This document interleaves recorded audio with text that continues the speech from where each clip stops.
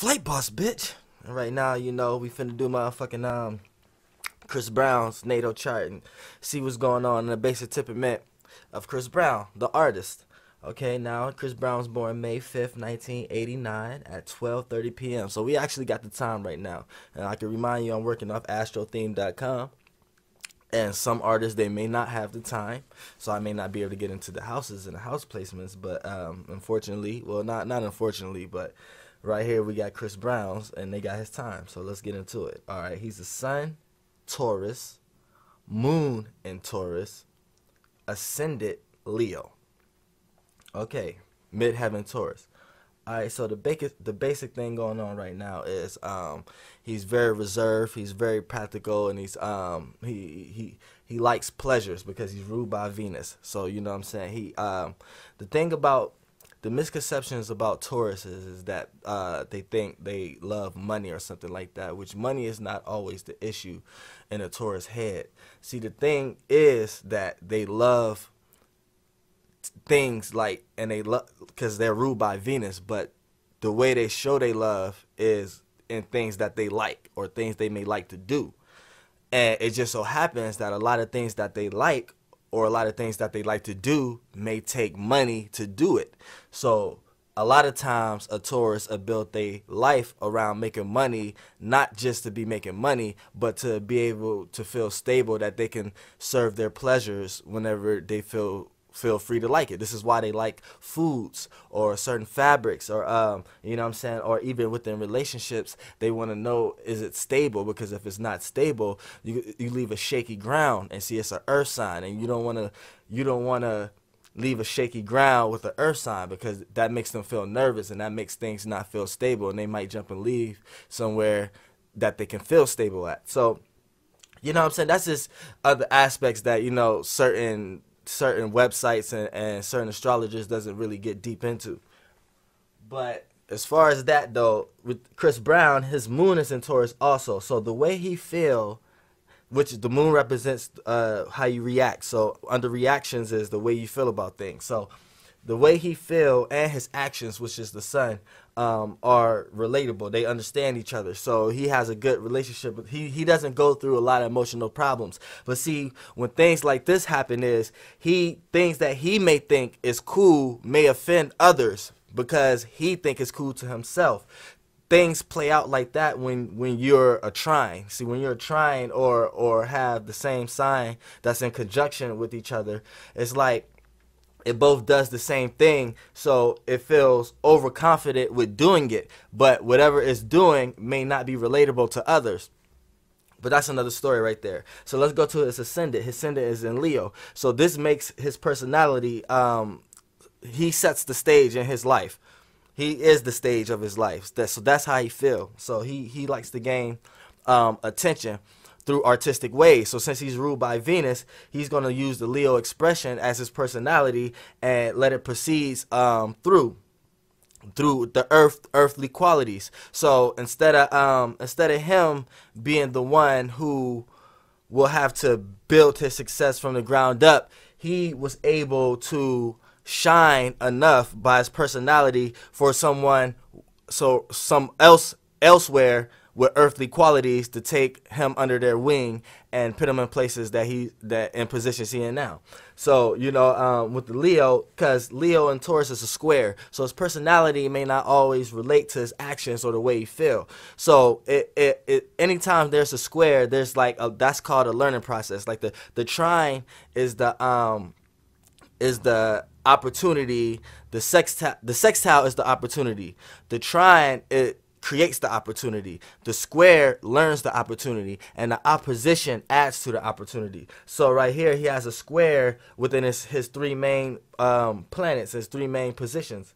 And you know, his midheaven is in Taurus, so he's gonna be that practical person, but the light is going to shine on him for these attributes. So it's going to play out in ways where the people in the audience is going to look at him and critique and detail his every move because he's in the spotlight, because his rising, his personality is in Leo. But what he's trying to present to the world may throw them off a little bit. They may not understand when he's trying to be relatable, when he's trying to keep it real. They may not understand because it's a square within his own chart. So when when his actions try to express himself, when he do his actions and the way he feel and then try to express himself, it creates a square energy to others where people don't know how to take it. But he's not coming from a phony place. People may not just accept him right. But let's get into the houses.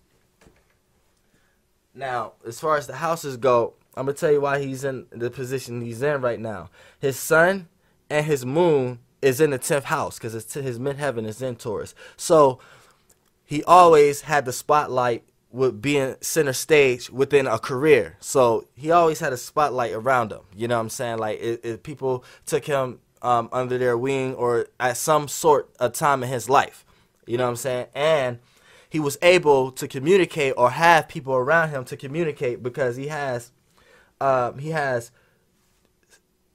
Mars in the 12th house. So his subconscious was, you know what I'm saying, that's around the deep subconscious. So he had enough passion since he has Mars in the 12th house. He has enough passion within himself, you know what I'm saying, to go forward with whatever was put in front of him. Now, he has Mercury and Venus in the 11th house. The 11th house, and he has Gemini as the sign in the 11th house. Now, the original ruler of the 11th house is Aquarius, which is also an air sign. So this helped him communicate with people he did not know and people he may have known or came across with, and had the right situation where he can be placed in an audience. You know what I'm saying? Because his rising sign is Leo. So his life path is to be center stage of whatever he's doing.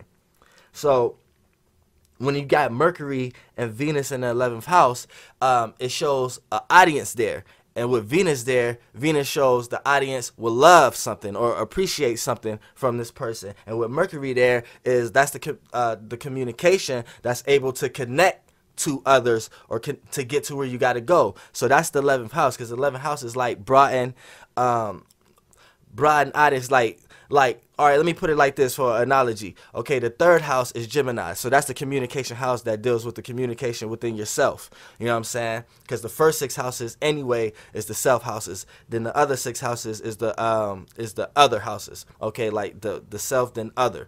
You know what I'm saying? The duality, the yin and yang. So then the 7th house is the other air communication house that deals with the communication between one and another. You know what I'm saying? Between one and one. You know what I'm saying? Then you have the 11th house, which is the Aquarius house, and that communication air deals with people you know and don't know. Like if you was to go like going to school or going to the library, going to the grocery store. That's Aquarius type houses. You know what I'm saying? When you communicating thoughts to yourself, that's 3rd house, Gemini type houses. When you communicating with a other to try to see what's going on with one another, if you're on the same page or not, that's 7th house air qualities. You know what I'm saying? That's the vibration going through the world. You know what I'm saying? So everything go accordingly to the patterns the way it is. And since he have Mercury and Venus here, people was able to gravitate towards him, or he was able to be in the right situation that it was communicated in the right way that people can gravitate towards his talents. And he's ruled, and he is a Taurus, and Taurus is his 10th house, and he has the sun and the moon there. So the way he feels like he should be where he at right now, and his actions show that. So with times like that can play out in a little cockiness from here and there, you know what I'm saying? But he has the talent and the energy to do what he think he deserves. So if he overly express it, people might look at it as cockiness, and he doesn't mean it in that way. This is the way how he expresses himself, and he has to express himself because he's a Leo rising. You know what I'm saying? So we're gonna get into a little aspects real quick, you know. Now it's in Gemini, so Mercury and Venus is in Gemini, so it's looking at the 5th house, because it's in the 11th house, and it's looking at the 5th house. And the 5th house, he has Sagittarius there. So his 5th house is the creation house and the children house. Midheaven is looking at his 4th house. His 4th house is Scorpio. So you know, right now you have deep party transitions happen in his household as he was coming up. You know what I'm saying? And this probably can be explanation why he didn't grow up with, why his mother probably was single and his father was doing whatever. And you know what I'm saying, the situation that goes. That's a lot of fourth house Scorpios, people like that. Something deep or transitional happened in the home, like death. It's the house. Scorpio is the sign of death, but the original house of the fourth house is Cancer, so that's also water. So it understands it, but it knows how to handle the emotions a little better than Scorpio, and know how to express their emotions a little better and freely than Scorpios do. Scorpios kind of bottle it in until it explodes, and then it comes out the wrong way because it'd be too much to express at one time. Because Mars there. But, you know, at the same time, Scorpio being there, being the overlaps of where the Cancer house is at, it understands it, but at the same time, that's what's going to happen. Scorpio traits there, so deep transitional things happen. And also, I think he has Pluto there. So, you know, deep transitional things happen inside the home, like, which is like, and it's like a death aspect. And doesn't mean in death as in physical body. Death as in a death to a situation and rebirth to another. You know what I'm saying? That's what it represents. So, you know, that's just a little quick video. You know what I'm saying? If you want a part 2, I can get a little deeper if you got a specific question or whoever you want me to do next. You know what I'm saying? That's what we're going to do. You know what I'm saying? Flight bus, bitch. You know, for sure. Here.